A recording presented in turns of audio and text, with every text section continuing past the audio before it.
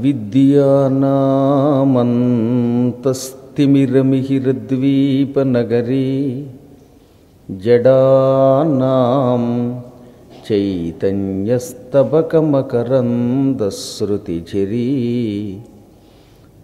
దరిద్రాణం చింతామణిగుణనికా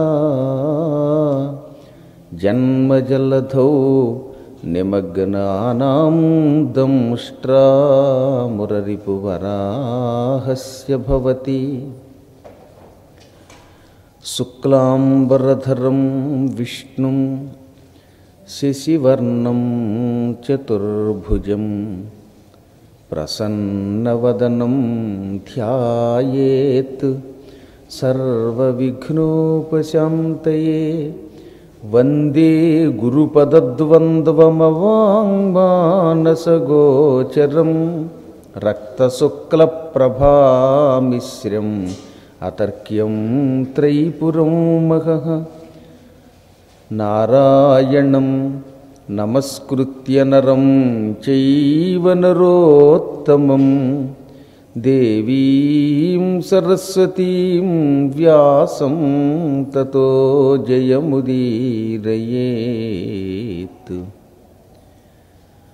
నమః శివాభ్యాం నవయౌవనాభ్యాం పరస్పరాశ్లిష్టవపుర్ధరాభ్యాం నగేంద్రకన్యా వృషకేతనాభ్యాం నమో నమః శంకరపార్వతీభ్యాం.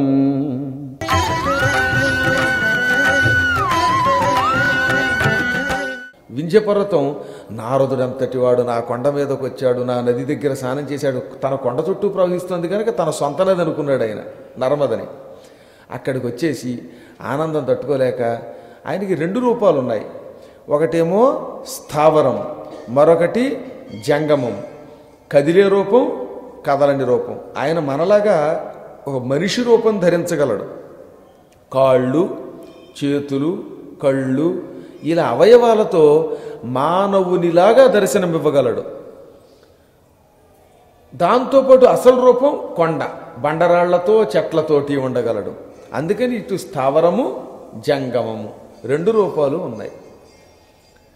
ఇప్పుడు ఆయన కొండ కిందే ఉంది. తన దివ్యశక్తితో అందమైన మానవాకారం ధరించి నారద మహర్షి దగ్గరకు వచ్చి వినయంగా నమస్కరించాడు. అయ్యా, మీరు రావడం నా అదృష్టం అండి అంటూ పొంగిపోయి, పక్కనే ఉన్నాయి నీళ్లు గనక కాళ్ళు కడుక్కోవడానికి నీళ్లు ఇవ్వడం కష్టం కాదుగా, పాద్యం ఇచ్చాడు. పాద్యము అంటే పాదములు కడుక్కోవడానికి ఇచ్చే నీటిని పాద్యము, దాంట్లోనే ఉంది అర్థం. పాదయోహో పాద్యం సమర్పయామి. కాళ్ళు కడుక్కోవడానికి ఇచ్చే నీరు పాద్యం, చేతులు కడుక్కోవడానికి ఇచ్చే నీరు అర్ఘ్యం, తాగడానికి ఇచ్చే నీరు ఆచమనం. అదనమాట పాద్యం, అర్ఘ్యం, ఆచమనం అంటే మూడు ఇచ్చాడు. పువ్వులు ఉన్నాయి కనుక కొండ మీద చెట్లకి ఆ పువ్వులతో పూజించాడు. ఆ తర్వాత ఆయన్ని ఇప్పుడు కూర్చోబెట్టాడు. మళ్ళీని వినయంగా మాట్లాడాడు. వినయం క్రమంగా అహంకారంగా మారిపోయి విజృంభణగా మారిపోయింది. ఎప్పుడైనా అంతే, ముందు మనం మెల్లిగా మాట్లాడి తర్వాత విజృంభిస్తాం. అలాగే ఆయన కూడా ఏమన్నాడు, నారద మహర్షి, నీ వంటి పుణ్యాత్ముడు రావడం వల్ల నా జన్మ ధన్యమైపోయింది. సమస్త లోకాలని నిరాఘాటంగా తిరగగలిగే మహిమ కలిగిన వాడివి. వైకుంఠానికి వెళ్ళగలవు, కైలాసానికి వెళ్ళగలవు, భూలోకానికి వెళ్ళగలవు, ఏ మాలోకానికైనా వెళ్ళగలవు. అటువంటిది మా లోకానికి నువ్వు రావడం నా అదృష్టం. ఎవడు అదృష్టవంతుడు, ఎవడు గౌరవం పొందినవాడు అంటే, అతిథిర్ గృహమాయాతం, ఇంటికి వస్తున్న అతిథిని చూచి ఎవడు ఆనందం పొందుతాడో, ఆ అతిథి ఎంత చిన్నవాడైనా పెద్దవాడైనా అందరినీ సమానంగా చూసి గౌరవిస్తాడో వాడిది గౌరవమట. నగురుర్ సగురుర్ గురుహు. అంతేగాని శరీరం ఎంత పెద్దగా ఉంటే వాడి గౌరవం గౌరవం కాదు. గౌరవం ఆకార గౌరవం అని తెలుగులో అనువాదం కూడా అందుకే చేశాడు. గురు శబ్దానికి అర్థం పెద్ద, దానికి వ్యతిరేకం లఘువు. గురువు లఘువు అంటున్నాగా. అందుకే మనం గురువు అంటే ఎవడు అంటే పెద్దవాడంటే ఎవడు, పెద్ద కొండ ఉండి పెద్ద ఇల్లుండి లేకపోతే మంచి పర్సనాలిటీ ఉంటే వాడు గురువు కాదు. అతిథి తన ఇంటికి రాగానే వాడు చిన్నవాడైనా పెద్దవాడైనా వాడిని ఎవడు గౌరవిస్తాడో వాడిది నిజమైన శరీరం, గొప్ప శరీరం, వాడు గౌరవం పొందినట్టు అంటే పెద్దవాడైనట్టు. అంతేగాని శరీరం ఎంతలా ఉంటే వాడు గొప్పవాడు అవుతాడా? ఈ పద్యం తప్పక తెలుగు పద్యం ఇంకా బాగుందన్నమాట. అతిథి కడు అల్పుడైన అత్యధికుడైన ఇంటికే తెంప ప్రియమందునెవ్వడేని వాని గౌరవమది గౌరవంబుగాని కాదు గౌరవమాకార గౌరవంబు.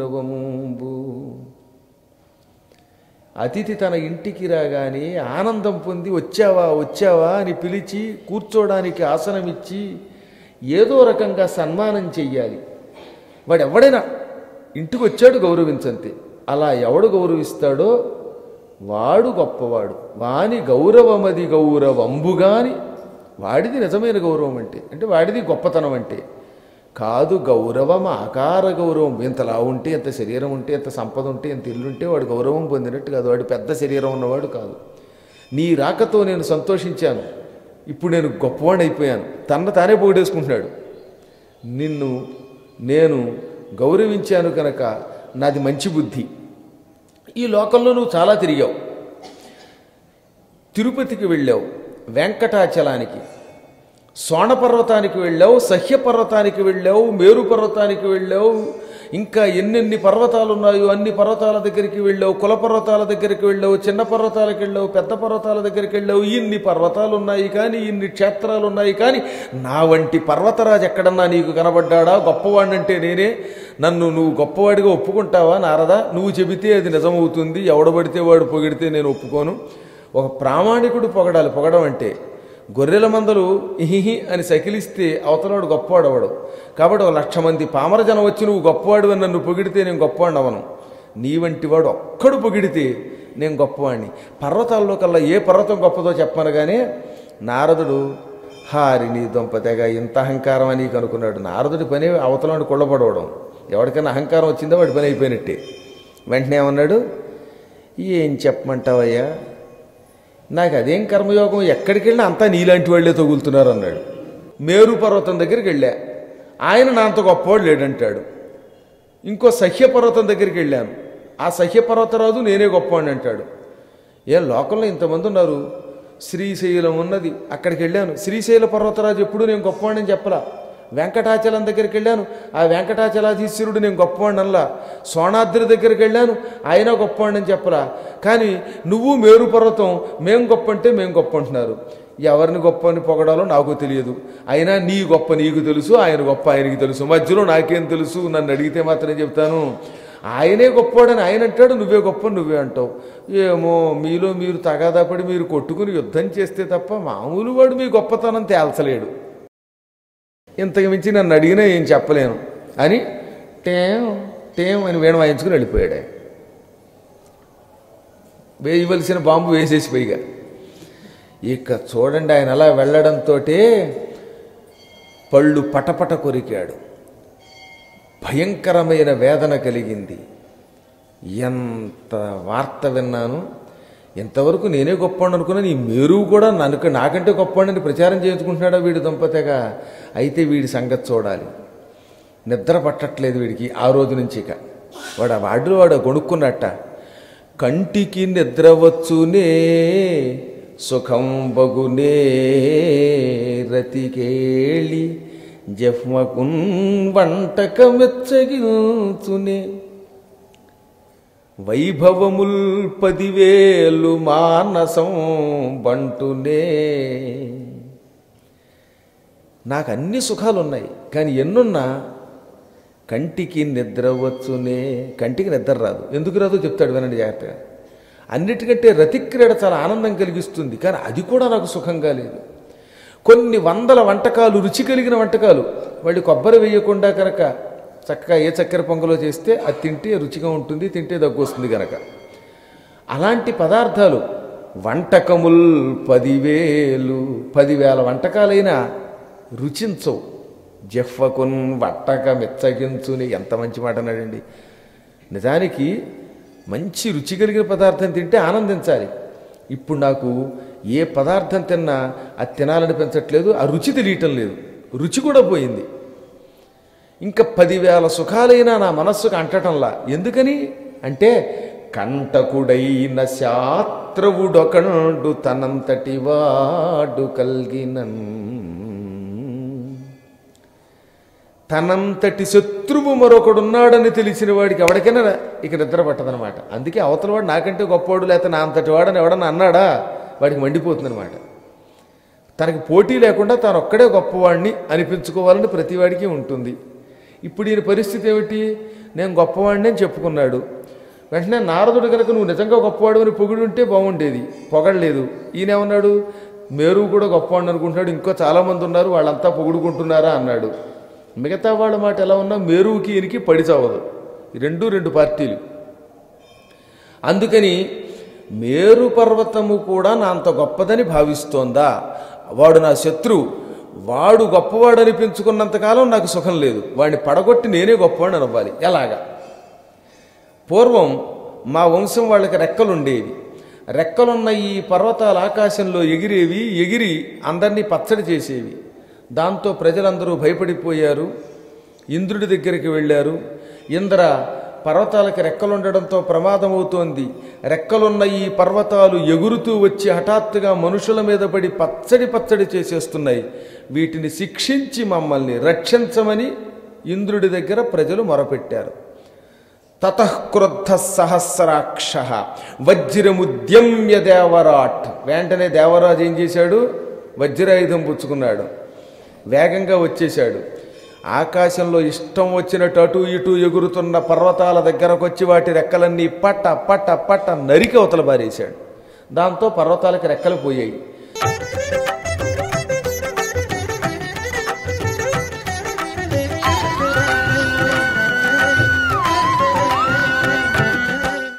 నాకు కూడా రెక్కలు నరికేశాడా నాడా ఇంద్రుడు. ఇంద్రుడు మా వంశంలో ఒక్కడు చేసిన తప్పుకి మా పర్వతాలందరికీ రెక్కలు తెగ్గొట్టాడు. ఇవాళ ఆ రెక్కలే కనుక నా దగ్గర ఉంటే మిక్కిలి వేగంతో వెళ్ళి ఒక్క దెబ్బకి ఎగిరి మేరు పర్వతం నెత్తి మీద కాళ్ళు పెట్టి తొక్కి అడుసు లోపల తాటిపండదిమినట్లు బురదలోకి తాటిపండుని ఒక్క తొక్కుతారు. తొక్కితే ఏమవుతుందంటే ఆ తాటిపండు అందులో బాగా నాని చెట్టు బాగా పెరుగుతుంది. అంచేత పూర్వం తాటి చెట్లు వేసేటప్పుడు బురదలోకి లోపలికి కాలుతో తొక్కేవారు అన్నమాట. అలా అడుసులోకి తాటిపండు తొక్కినట్టుగా వాడిని పాతాళానికి తొక్కేసేవాడిని, దిక్కుమాలిన వెధవని వళ్ళి పైకి లేవకుండా. కానీ ఏం చేయను, ఇప్పుడు రెక్కలు లేవు. ఒక ఆయన మంచం మీద చావడానికి సిద్ధంగా పడుకుని ఉన్నాడు. లేవలేని కానీ లేస్తే వాడు అంతం చూసేవాడు అని. ఎప్పుడు లేవలేడు వాడు బతుక్కి. ఇంక లేచేదేమిటి, వాడు అంతం చూసేదేమిటి. అలా ఉంది నా బతుకు. ఇప్పుడు రెక్కలు లేవు, ఎగరలేను, వాడిని పడగొట్టలేను. రెక్కలుండుంటే తొక్కేసేవాడిని. ఇప్పుడు ఏం చెయ్యాలి? మేరు పర్వతానికి అహంకారానికి మూల కారణం ఒకటే. మేరు పర్వతం చుట్టూత సూర్యుడు, చంద్రుడు, అంగారకుడు, బుధుడు, బృహస్పతి, శుక్రుడు, శని, రాహువు, కేతువు వంటి గ్రహాలు, నక్షత్రాలు తిరుగుతున్నాయి. నవగ్రహాలు రోజు మేరు చుట్టూ తిరుగుతూ ఉంటాయి కాబట్టి ఆయనకి అంత పేరు. రోజు ఇప్పటికి కూడా మీరు చూడండి, సూర్యగ్రహం మేరు పర్వతం చుట్టూ తిరుగుతోంది కాబట్టే మనకి ఒకవైపు సూర్యోదయం, ఒకవైపు సూర్యాస్తమయం వస్తుంది. లేకపోతే సూర్యోదయ సూర్యాస్తమయాలు ఎక్కడుంటాయి? అందుకే మనందరం తూర్పు వైపు ఉన్న దేశాల వాళ్ళం ప్రాచ్యులం. అంటే తూర్పు వైపు ఉన్న వాళ్ళం. ప్రాచీ అంటే తూర్పు, తూర్పు వైపు ఉంటాం కనుక మనం ప్రాచ్యులం. పడమర వైపు ఉన్న వాళ్ళు అప్రాచ్యులు. అది తిట్టయిపోయింది కానీ నిజానికి అప్రాచ్యులు అంటే పశ్చిమం కంట్రీస్, పాశ్చాత్య దేశస్తులు అని అర్థం అన్నమాట. క్రమంగా అది అప్రాచ్యుడు అంటే ఈ వైపు కాకుండా అటువైపు ఉండేవాడా అని అర్థం. అదే తిట్టయింది. ఇక్కడ పగలైతే అక్కడ రాత్రి, అక్కడ పగలైతే ఇక్కడ రాత్రి. కారణం మనం మేరుకి ఎక్కడున్నాం? దక్షిణ దిగ్భాగంలో, వాళ్ళు ఉత్తరంలో ఉన్నారు. మేరు పర్వతానికి దక్షిణ భాగం తూర్పు దేశాలు ఉంటాయి, పశ్చిమ దేశాలన్నీ మేరు పర్వతానికి ఉత్తరంలో ఉంటాయి. సంకల్పం చెప్పుకునేటప్పుడు మేరోర్ దక్షిణ దిగ్భాగి అని చెప్పుకుంటున్నాం. అందుకే మనం అదే మనం అమెరికా వెడితే మేరోహ ఉత్తర దిగ్భాగి అని చెప్పుకోవాలి. ఇవి నియమాలు. ఇదంతా ఎందుకు వస్తుంది ఈ సంకల్పం అంటే సూర్యుడు దీని చుట్టూ తిరగడం వల్ల. మేరుం ప్రదక్షిణీం కుర్వాణం అని సత్యనారాయణ వ్రతంలో మంత్రం చెబుతున్నారే, అవన్నీ స్కాంద పురాణంలోవే. అవి ఎక్కడివి, ఆ శ్లోకాలన్నీ అక్కడవే. వాటిని వచనంగా మార్చారు గద్యంగా, అంతే. అక్కడ ఉంటాయి చూడండి వరస్సుగా. ప్రాంగ్ముఖం బర్బర దేశాధిపతిం, ఇలా వరస్సుగా అక్కడ మంత్రాలు చెప్పారు. బర్బర దేశంలో ఉంటేట ఈ రాహు అనే గ్రహం, ఇవన్నీ అందులోవే, స్కాంద పురాణంలోవే. కాబట్టి ఈ గ్రహాలు, సూర్యుడు మేరు పర్వతం చుట్టూ తిరగడం వల్ల మేరు పర్వతానికి పేరు వచ్చింది. సూర్యుడిని తిరగనివ్వకుండా చేసేసానంటే ఇంకా మేరువు లేదు, వాడి కీర్తి ఉండదు. ఒక వ్యక్తి దగ్గర కీర్తి ఉండాలంటే వాడి చుట్టూ తిరిగే జనం ఉండాలి. జనం వెళ్ళడం మానేస్తే ఇంక వాడిని ఎవడు పట్టించుకుంటాడంటే, వ్యాపారం దివాళా ఎత్తాలంటే కొండానికి ఎవడు వెళ్లకుండా చేసేస్తే చాలు. ఇప్పుడు ఆ పని నేను చేయగలను. ఎలాగా? రెక్కలు లేవు కానీ పైకి కిందకి ఎదగలను నేను. కాబట్టి సూర్యుడిని ఎటూ కదలకుండా ఆపేశానంటే ఇంకా వీడి పని అయిపోయినట్టే, మేరువు పని అనుకున్నాడు వాడు. అంటే మేరువు చుట్టూ సూర్యుడు తిరగకుండా ఉండాలంటే సూర్యుడు కదలకుండా ఉండాలి. కదలకుండా ఉండాలంటే నేను సూర్యుడి మార్గాన్ని అడ్డం కొట్టాలి అనుకుని ఒక్కసారి విపరీతంగా శరీరం పెంచేశాడు. మొత్తం పైన ఖగోళాన్ని దాటేశాడు. పాపం ఇది తెలియదు సూర్యుడికి. యథాప్రకారంగా గుర్రాల మీద ఎక్కి టిక్ టిక్కని ఒక్క క్షణం ఆకుండా వేగంగా ప్రయాణం చేస్తున్నాడు. ఇంతలో సూర్యుడి రథానికి ఉన్న గుర్రాలు ఢామ్మని ఈ పై కంట పెరిగిపోయిన వింధ్యపర్వతం చర్యలని తాకి భగ్గుమనే శబ్దంతో గుర్రాలు కూలిపోయాయి, కుప్ప కూలిపోయాయి, కిందకి పడిపోయాయి. దాంతో రథం కొంచెం కొట్టుకుని ఆగిపోయింది. అనూరా, హఠాత్తుగా మన రథం గుర్రాలు ఆగిపోయాయి, రథం కదలటం లేదే, కారణం ఏమిటన్నాడు సూర్యుడు. ఏం చెప్పమంటారండి, వింధ్యపర్వతానికి కోపం వచ్చి ఇంత శరీరం పెంచేశాడు, పైదాకా పొడుగ్గా పెరిగిపోయాడు. దాంతో ఈ రథానికి ఉన్న గుర్రాలు దాన్ని ఢీకొట్టి ఆగిపోయాయి. ఇక ఈ వింధ్యపర్వతం తప్పుకుంటే తప్ప మన రథ ప్రయాణం కుదరదు. కొండ చర్యలు పడిపోయిన చార్ధామ్ యాత్రలా తయారైంది మన యాత్ర అన్నాడు సారథి. దాంతో ఏమైపోయింది, సూర్యుడు అక్కడ ఆగిపోయాడు. సూర్యుడు ఆగిపోవడంతో స్వాహాకార స్వధాకారాలు లేవు, పగలు లేదు, రాత్రి లేదు. ఈ వేపంతా చీకటి, ఆ వేపంతా పగలే. పగటివాడికి రాత్రి అవ్వదు, రాత్రివాడికి పగలవదు. లోకం అంతా స్తంభించిపోయింది, కాలం స్తంభించిపోయింది. దాంతో జనమంతా బ్రహ్మ దగ్గర మొరపెట్టారు. బ్రహ్మగారు ఏం చేశారు, వింధ్యపర్వతం గర్వం అణిచేవాడు భూలోకంలోనే ఉన్నాడు. అది మనలో కాశీక్షేత్రంలో చెప్పుకుంటాం, కాశీఖండంలో వస్తుంది. ఇక్కడ క్లుప్తంగా చెబుతున్నాడు దాన్ని. ఆయనే కాశీలో ఉన్న అగస్త్య మహర్షి, ఆయన దగ్గరికి వెళ్ళండి అన్నాడు.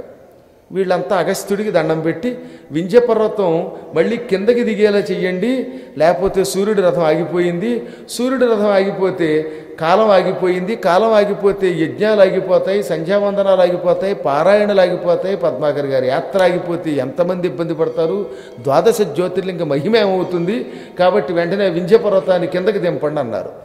ఆయన భార్యతో పాటు బయలుదేరి వింధ్యపర్వతం దగ్గరికి వెళ్ళాడు.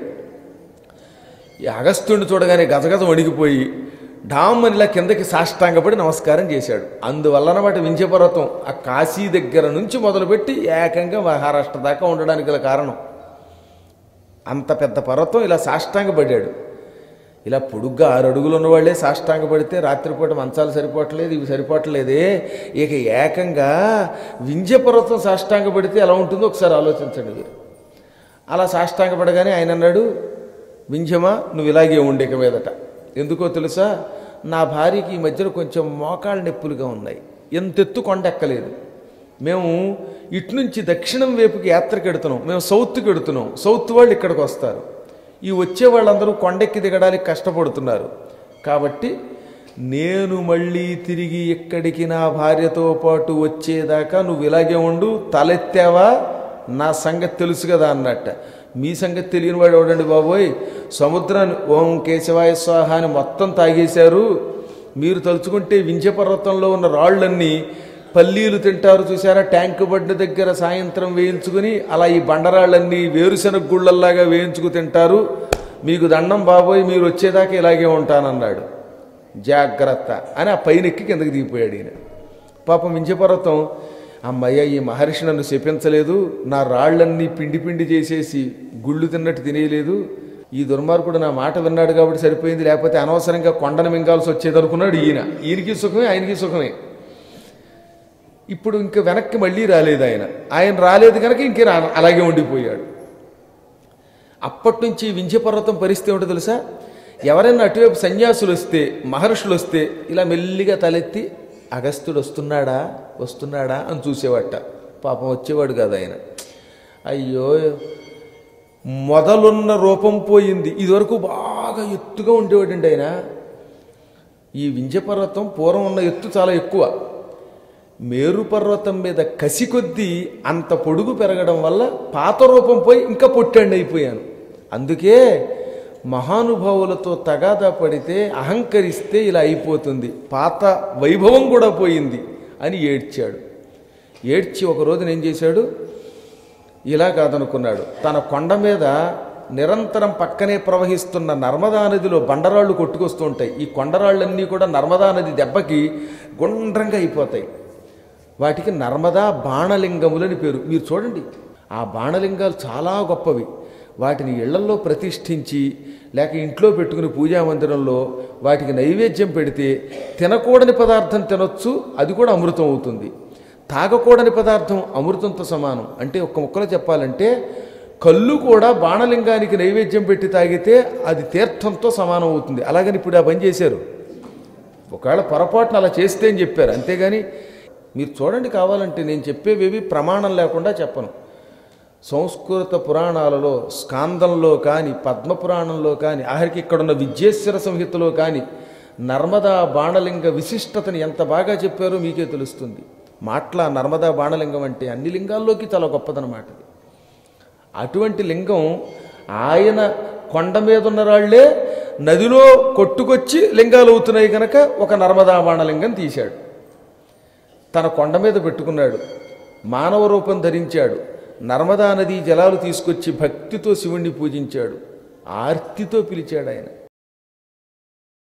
వందే శంభుముమాపతిం సురగురుం వందే జగత్కారణం వందే పన్నగభూషణం మృగధరం వందే పశూనాం పతిం వందే సూర్యశశాంకవన్నినయనం వందే ముకుందప్రియం వందే భక్తజనాశ్రయం చ వరదం వందే శివం శంకరం.